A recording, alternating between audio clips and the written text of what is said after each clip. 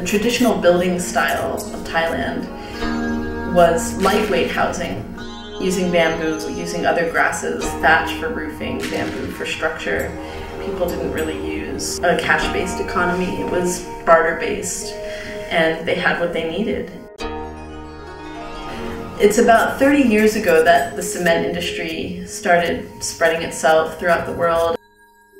People were drawn to cement housing, concrete, because it's more permanent and takes less maintenance and care than something like bamboo. People, farmers and villagers who had always had within their villages the resources to take care of themselves and their families were beginning to depend on the dollar. The reality of housing oneself and housing one's family meant that people were going into lifetimes of debt. Earthen building came in as a replacement for that. I was in Thailand and was on a little fishing boat, and the man behind me I thought was pretty interesting. So we struck up a conversation, and within 10 minutes he shared with me he was the director of one of Southeast Asia's kind of most established activist training centers near Bangkok. And I shared what I was doing, and he invited me to come teach in Thailand. We didn't know what the results would be or who would be interested.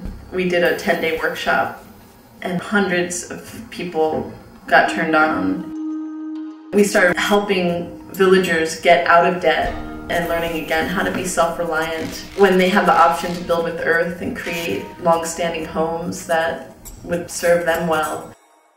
So earthen housing now in Thailand is really an alternative to the environmentally and financially costly cement housing.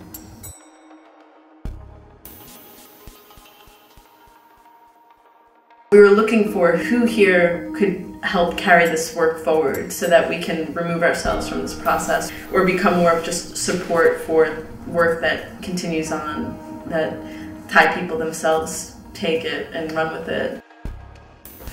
We worked with networks that were teaching farmers how to get out of debt, become self-reliant, and they have now built natural building into their self-reliance curriculum. I think they're up to about 18 centers throughout different regions of Thailand. At each center they teach something like 600 people per month. So 600 times 18 per month times 12 months. So they're teaching tens of thousands of people a year in Thailand. And part of that curriculum is natural building.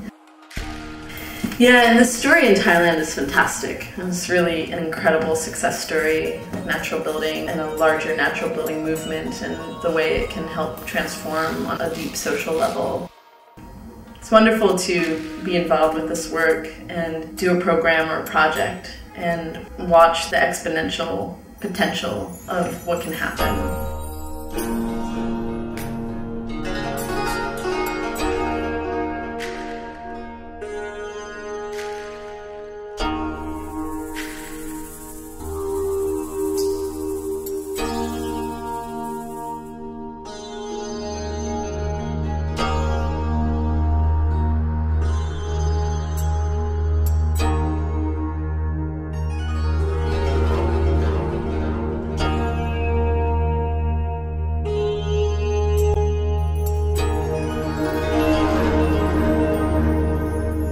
The challenge we find is that what you need is a really deep connection with your local community.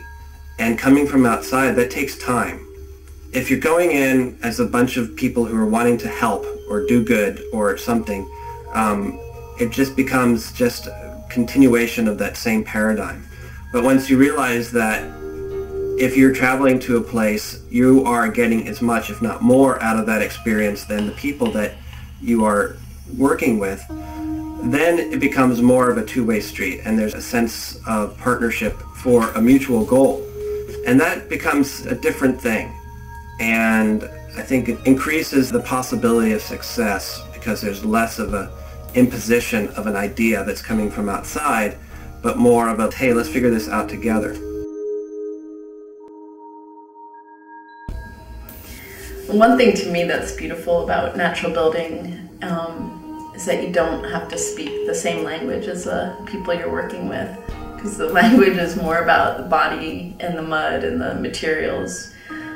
When I first worked in Thailand, I was working with people many of whom we didn't speak the same language, and it was so much fun, and they were so into it, so energetic, and I had never before worked with people who so smoothly just flowed together. Not much organization had to happen, not much talking and planning, it just happened. And I think working with people who are connected to a village-based culture where there's a sense of cooperation and doing things together regularly, that just filtered through everything we did there. I learned so much more about the spirit of cooperation and having a really good time on a site.